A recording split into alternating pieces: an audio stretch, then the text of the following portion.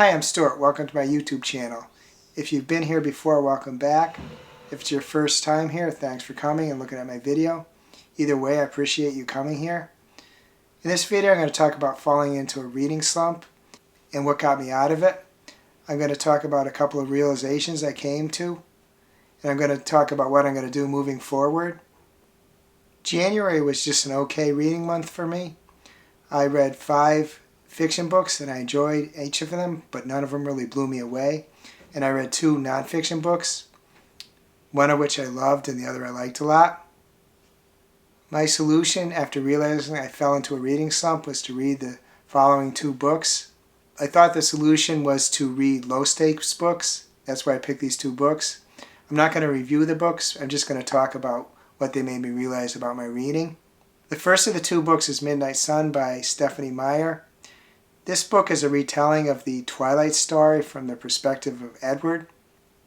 It's been a while since I read the Twilight books and watched the Twilight movies. I still remember them well enough so the events in this book weren't a surprise to me. That makes it a low-stakes book for me. The second book I decided to read was Disney's The Little Mermaid, Against the Tides by J. Ellie. This book is a prequel to the recent Disney live-action movie.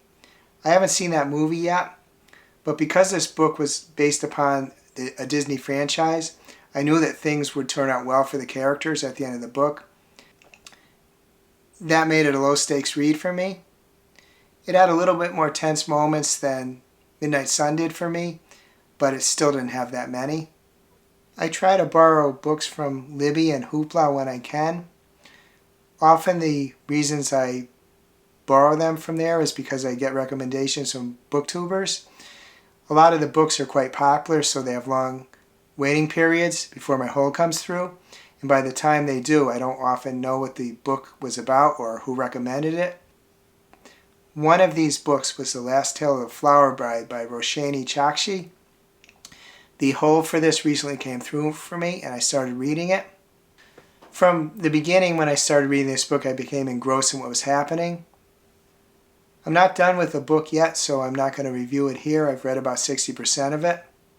I was really pulled into the book. It's a kind of book that if you read for an hour or two, when you stop reading, it's kind of like you're coming up from air. You kind of have to reorient yourself to the environment you're reading it in.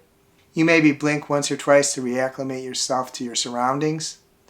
That's how much a book like this pulls me in. Another thing I realized is I wasn't prioritizing my reading enough. Lately I've been watching a lot of sports on television, and there's nothing wrong with that, but I think I've been doing it to the detriment of my reading. So I think I need to achieve a better balance between watching sports or videos or streaming services, whatever, in comparison to my reading, so that the reading has more of a priority than I've been giving it. Reading The Last Tale of the Flower Bride showed me that for me, reading low-stakes books to get out of a reading slump is the wrong approach. I need to make sure that I read these books that totally engross me, dark, mysterious, intense books. I tend to read more than one book in any given time period, but I need to make sure that at least one of those books is one of these books that totally engrosses me, what I would call dangerous books. I can intersperse them with low-stakes books, but I shouldn't go too long without reading a book that totally engrosses me.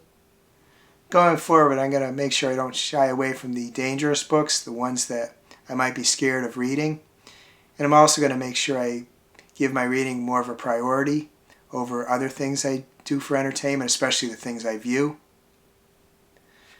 What I would suggest to people is that the solution to ending a reading slump may not be to read the safe, cozy books.